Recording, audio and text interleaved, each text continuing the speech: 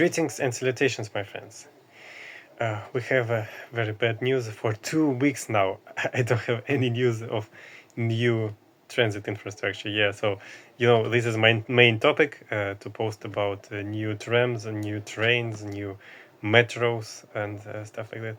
Well, I'm out of the job, I guess. Oh, and at least until the end of the year, when Chinese are gonna open a bunch of shit. But until then, I want to make something different. I sometimes make videos about religion and about mathematics. And we talked about numbering all tuples. Well, we're gonna continue with the tuples today. I hope you like it. It's about computability of functions and how to describe a computability rigorously. And at the end, we're gonna get up to Church Thesis of American mathematician Alonzo Church. Hope you enjoy. So I'm talking about the rigorous description of computability. To do this description, I will need some numbers. I want to use just the non-negative integers. I'm going to denote their set as this. N with a little zero, this means natural numbers and zero together, right? And we're going to use tuples a lot. I already talked about tuples in one of my previous videos. Tuples is just an ordered list of numbers, right? We have a specific finite number of elements in the tuple, and all of them are numbers from this set, right? And I can denote a set of these tuples as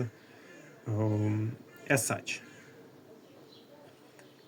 This is the Cartesian product of this set, or rather I should use probably n, the same letter as here, right? So that it's better understandable, right? Now we can talk about functions. Like the functions I'm going to use are called arithmetic functions, right? We have only non-negative integers, and this is why they're arithmetic. An arithmetic function is a function that is a mapping from its domain, which is situated inside the set of all the tuples of this size, right? Into some sort of a set that is situated inside the regular numbers, all the numbers. So I'm inserting a tuple and getting out a number. This is the definition of an arithmetic function for us. Now, there are a lot of arithmetic functions, and a lot of them are computable functions. What does this computability mean? Well, for the longest time, computable functions were described as functions that have an algorithm by which you can solve it, by which you can find this number, right? So many functions are computable. In fact, most of them are, but there was always only an intuitive description. And that changes today. Well, not really. I'm just telling you a lection from a different person.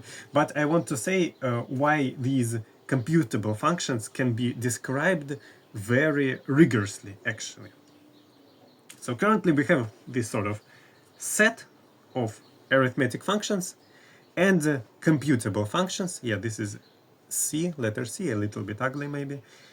This set is situated inside of it, and I want to build other sets that will fill this inner set. Now, why functions exist here? It's a little bit different, more intensive, I should say, question, and I can tell you about it later in a different video if you want to. I will say about why some functions exist here outside of the computable area. But for now, we want to fill this thing up and understand only this big set. Big, but smaller than the this one. Right, well, let's start with something. I want to talk first about basis functions. As you can understand, they are quite basic. Actually, there are only three of them, or I should say there are like three groups of them. The first one is the zero function or null function or something like this. This function always returns zero, the number zero. Very useful, actually. The second one is the function successor or a step, right?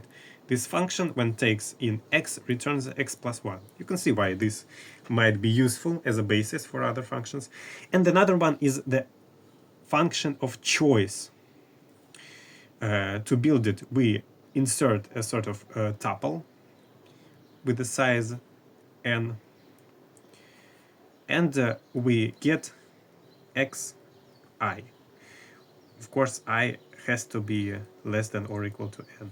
You can see here we have two parameters that we can change, I and n, to build this function. We can change the number of variables, and we can change which variable we choose. So, for example, we can build like a function a2 of xy, and this function will return y. Or we can build a2 of xyz, and it will return y still, but these are different functions because they take in different tuples. You can see why. Now, obviously, I think this is quite visible that these basis functions do not fill up this space. Like, there are other functions here that are not present. For example, very common one, x plus y. Yeah, I can't find it here, right? So we can say for certain that basis functions, they are all computable. They are computable. I would rather put it here, right? Replace this one. But they do not fill up this area. There's something missing. For example, x plus y. Well, all right, we can continue. And to continue, we need to build more functions. Now, what I'm going to use to build new functions is an operator. Basically, operator, what it does, it turns a function or like several functions into a different new function. Yeah, you can have only one or two, it depends on the operator. And I'm gonna first talk about this new operator that will be very useful for us. Operator of substitution. Now, you probably can guess what it does. It substitutes, so you can insert something into an existing function. And generally, we say that a function g, which has n variables, is created from functions f, which has m variables, and functions f1 to fm, each of them having n variables.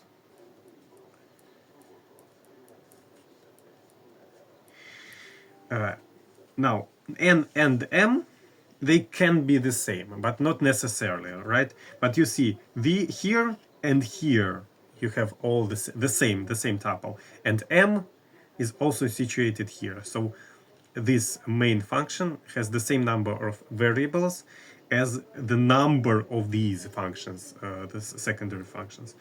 All right, well, what does it mean to use an operator of substitution? Well, I say that this G was created by using the operator of substitution if for any tuple,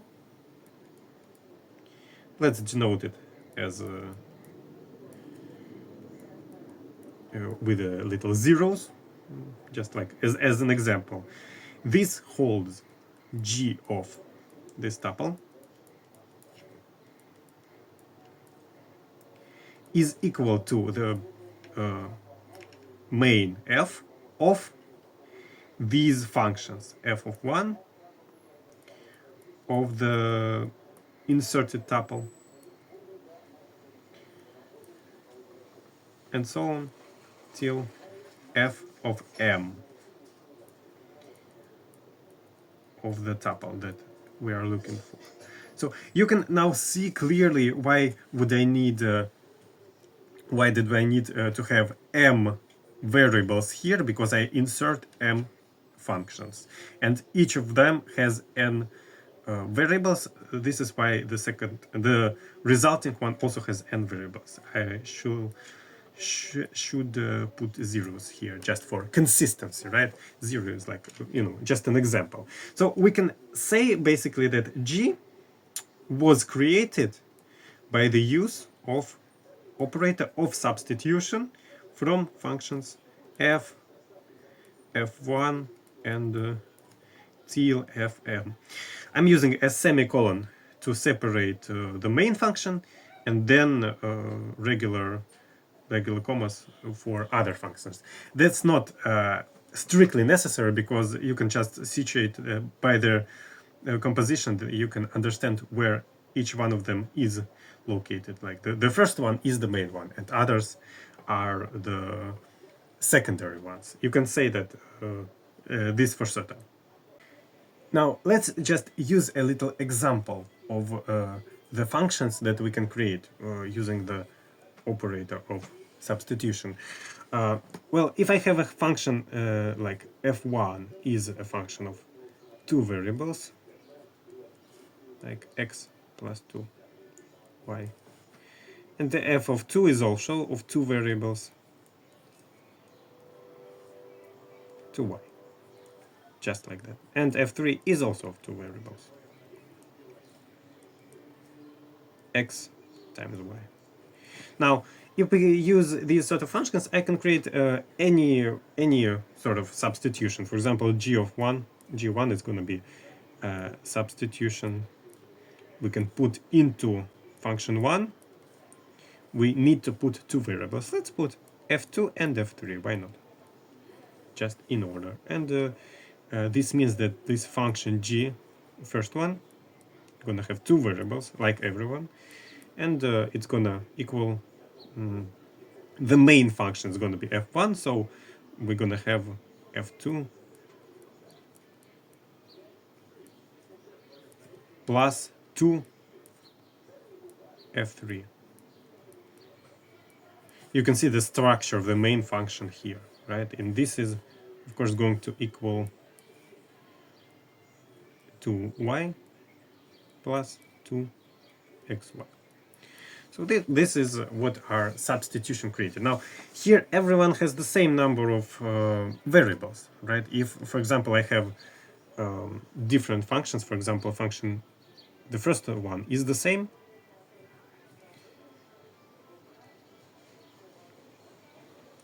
but the second one only has one variable, and the third one also has only one variable, for example. Now my possibilities are limited. I can put in into the first function, I can put two functions, but they have to have the same number of variables. So I can put in 2 and 3. This works. This works still. I can put in 3 and 3, for example. This also works. But if I take as a main function, I could take function 2. I need to put only a single function inside of it. Let's just do 2. This works. This works. And there are some other possibilities here, but you can see here possibilities are limited. Here you can do basically everything with 3 functions. One of them is the main one, and one is the secondary one. 2 are the secondary ones. Well, all right. This operator of substitution allows us to create more functions. Let's just create a whole set of functions from the previous basis functions. So we have the basis functions that we talked about already, and now I'm gonna add the functions that are gonna be created by the use of this operator of substitution. And also I have good intention, so I'm gonna just gift you some functions. These are regular functions that you can also use to create new functions in this new system.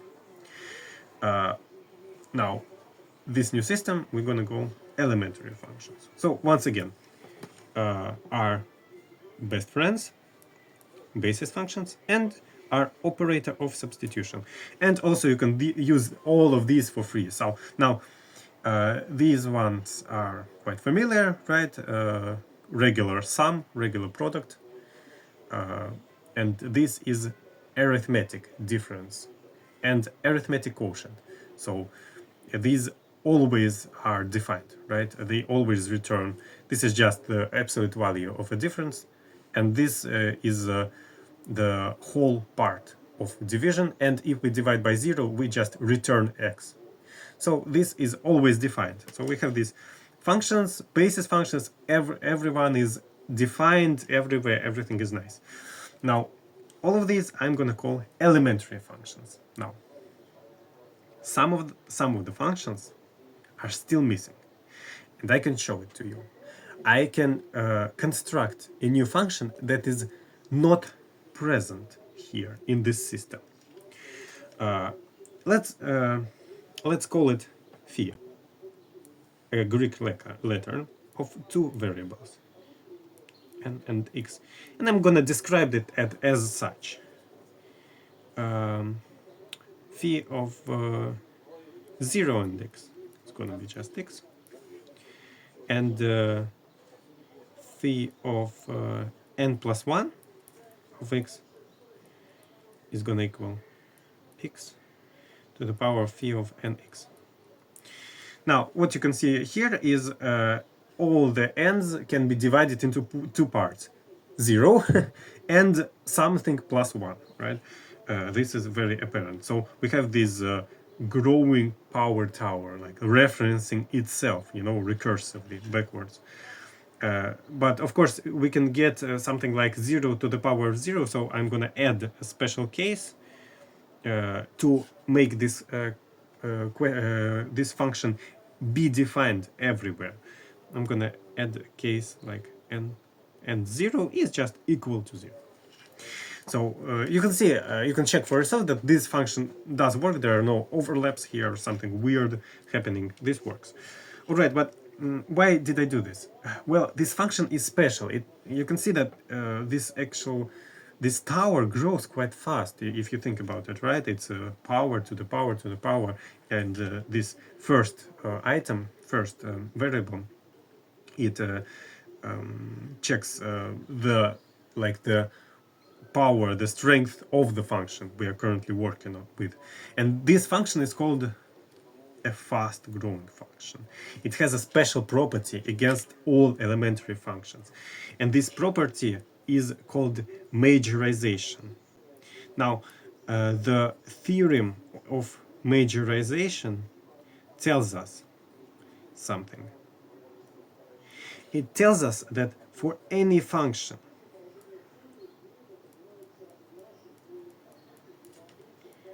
which is an elementary function, so inside of this this space, that safe space that we defined just now, every function here, for every function here, there is an m, which is just a number, such that for every x, and x is the maximum of the variables of this function,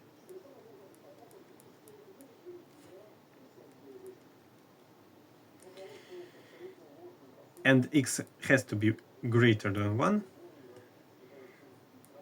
this f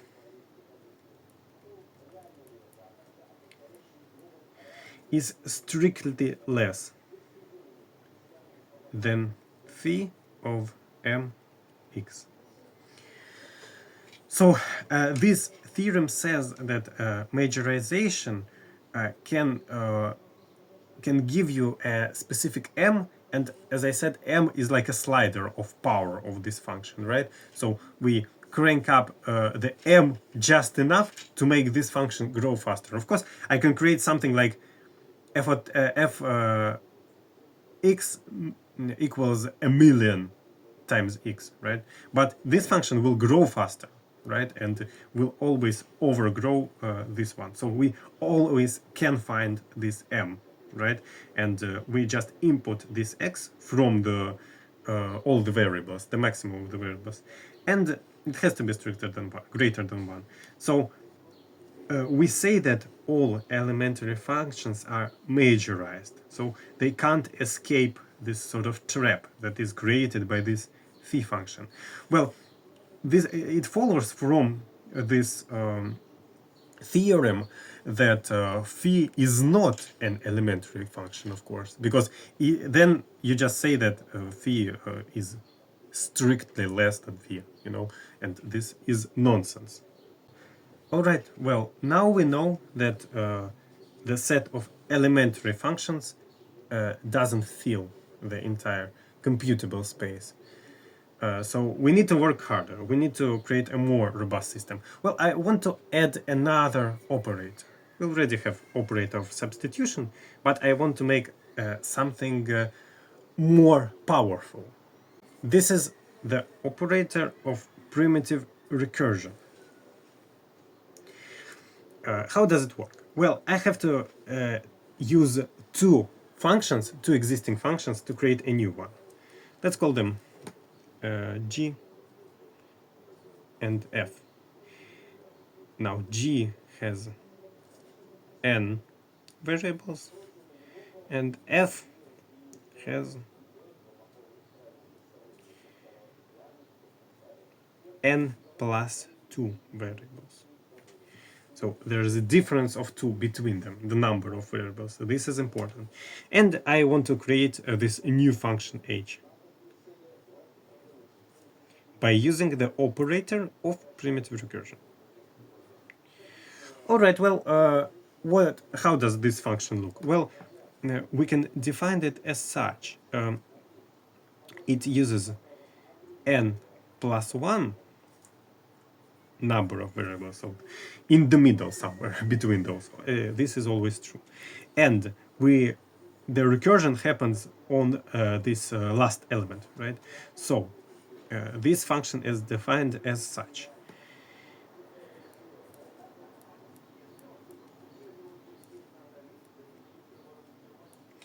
When the last element is 0, we just stick to our base case of recursion, which is just the function g. But to make the recursive step,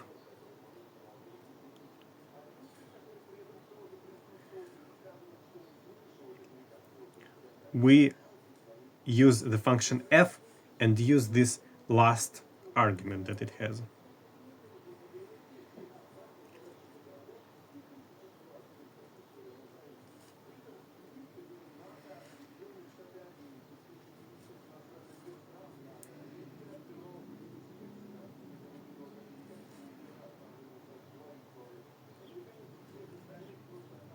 So you can see that all of these x's remain unharmed. They are sort of like we carry them with us, and these additional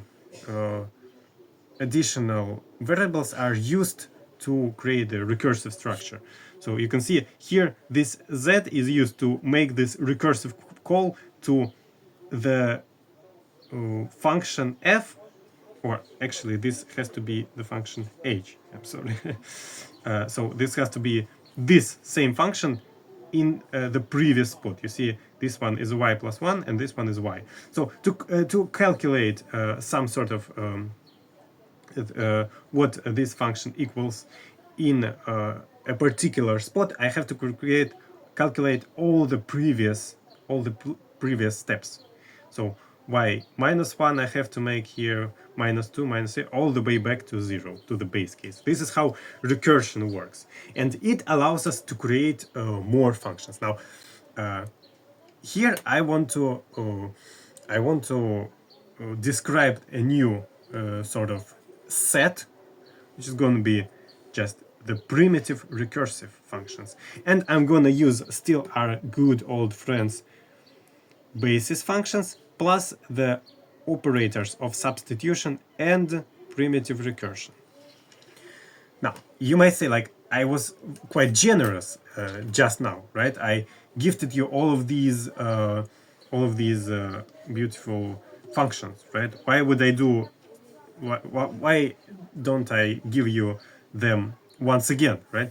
Well, I take them because you actually, all of these can be described by using only these three. So you can use all of these functions. You don't need them for free. You can make it them yourselves. For example, let's describe like the simplest one, x plus y, right? And you'll have to trust me on others.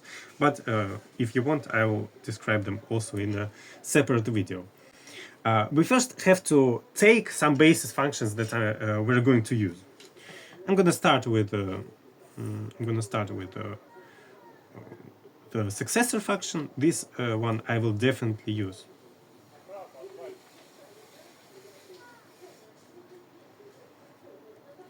And this is a basis function, so we can use it for free, always. Now I'm gonna need also a function of choice with a single variable. This is actually like identity function, I think it's called sometimes, right? A function that just returns its variable and stuff. I'm also gonna need a second one, a3, with the 3 variables. This will become apparent. I need to create, to have these 3 variables to choose from. Why is that so? Well, I want to create a function with 2 variables, and you can see in primitive recursion, we need a function that has less variables and more variables. So the resulting one has n plus 1. So I need a function that has 1 variable and a function that has 3 variables. This is very important. Now I want to substitute. I'm creating this new function f4, which is gonna have 3 variables, and I'm gonna just put z plus 1. So inside of the succession function f1, and here I just f1 means just the place number 1, right? Place in my ordered list. I'm gonna put function f3. Once again, it's not the name of a particular function, it's just the address of it. And here you can see, here I need to put only one function, so I put f3, and this is just z. So z plus this is how it looks. All right, well, now let's try and build our recursion. Now, I want to describe a function f as recursion by function 2, f2, and f4. How does it look? Well, f will have 2 variables. In base case, will be just a1 of x, so just x.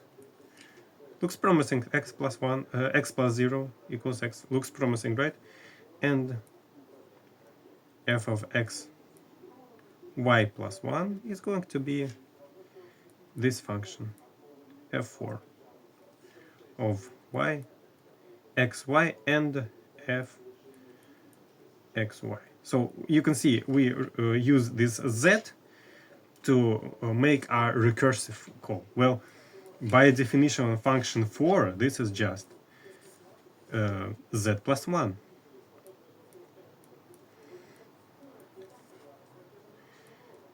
And you can see in y plus 1 case, we call the previous function and add 1. Looks promising, right? Looks something like addition. You add 1 as many times as you need 1.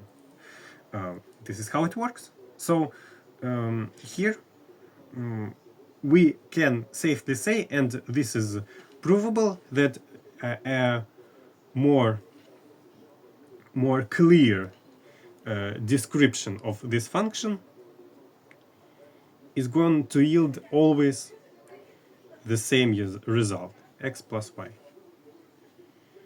And this function was created by the use of primitive recursion of functions f2 and f4. This is the whole description. So every primitive recursive function has this sort of description where the last function is the function that we are looking for, and all the previous ones are either basis functions or created by the use of these two operators on the previous functions that do exist in this list. And this can be proven. Well, all right. Have we created everything? All the functions, have we described them? No, not really. Do you see what's the problem here? Basis functions are defined everywhere. Their domain is the whole set of tuples. And substitution and primitive recursion, they preserve this property. So there is no way for us to create partially defined functions, right? The simplest example is x minus y. What about this? Don't confuse with this one. This is our arithmetic. This is defined everywhere, right? This is nice. This one, if we have, if we have a case with x less than y, there is no solution. This function is not defined everywhere because we only work in non-negative integers. We don't have negative numbers. We don't know about them. And we also don't have fractions and other numbers, so other functions might be not defined everywhere. So how can we describe them? How can we lose this definability everywhere? Now we know that even primitive recursive functions can't fully eat up all of this space of computable functions. So there is some sort of problem. Well, we talked about how we can't really lose the fact that our functions are fully defined everywhere. And for that, I want to get help from a new third operator of minimization. Now let's look how this works. It only needs one function to work. So we have a function like f of f1 and so on, xn, right? N variables. So the function g is going to have the same number of variables. Very easy. And it is created from operator by the use of operator of minimization from f in such a way. It minimizes some y such that this function till x minus 1 y equals xn. So we replace here, we create an equation. We want to solve an equation where we replace the last variable with y, and we find the smallest y that satisfies this equation. How does it work? Well, there's some sort of y0, which is going to be the answer. Y0 satisfies two cases. For all y less than, without equals to, only less than y0, this function minus 1 y, this sort of description without the equal sign, it does exist. It exists. So this is defined, but not equal yet. And at some point, y is equal to y0. And here we have this function, this equation, true.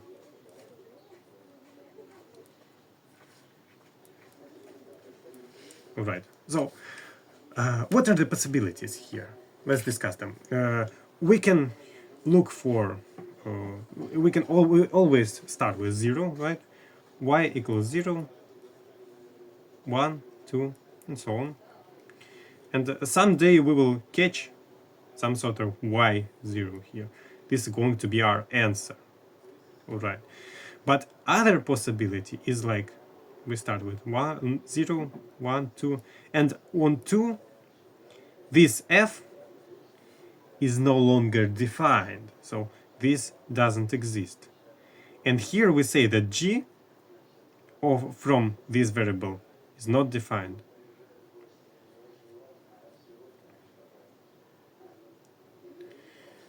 Alright, but the third possibility is we just go on forever and never find y. They all exist, but we never find a correct solution for this equation. And here we also say that g is not defined.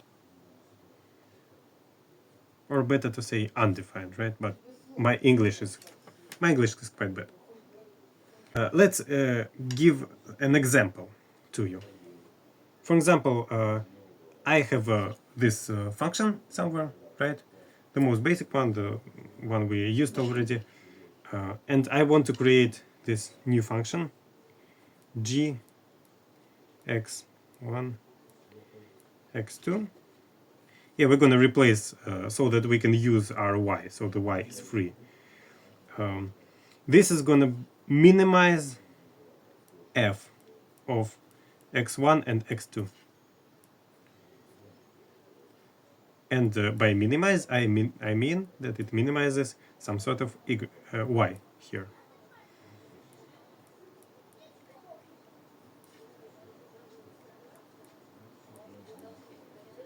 All right, what does this mean?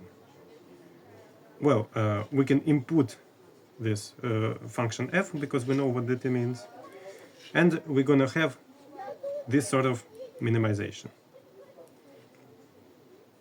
This is letter mu, by the way, a Greek letter. Maybe you're a bit confused why my m has a long tail.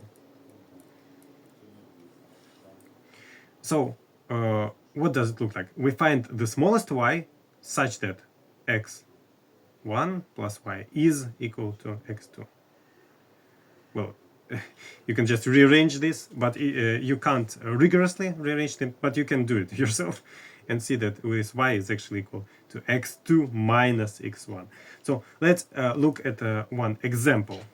For example, we have g 5, sorry, yeah. So we're gonna minimize for 5 plus 3 equal, I'm sorry, 5 plus y equals to 3, right? Something like this. So, alright, let's start. Y equals 0. 5 plus 0 does exist. It's a number. But it's not equal to 3. Alright, let's try 1. 5 plus 1 does exist. But, again, I think it's not equal to 3. Let's try again with 2. 5 plus 2 does exist, but it's not equal to 3. You can see the point, what's happening here, right?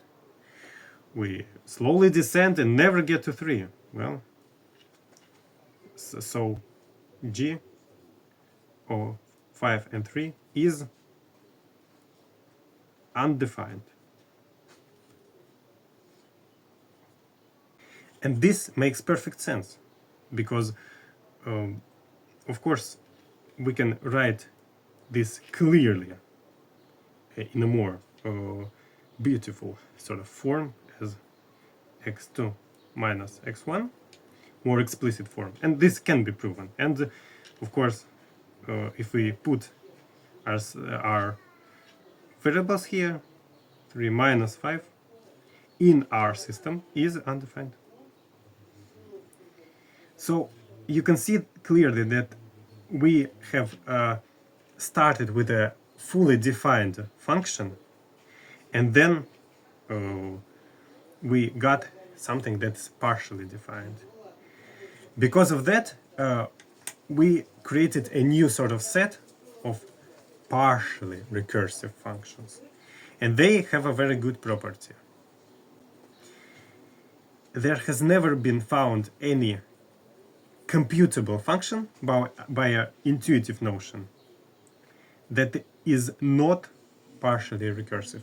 So yes, actually, we did find a set that fully expands to fill all the computable functions. This sort of fact was said by American mathematician Alonzo Church.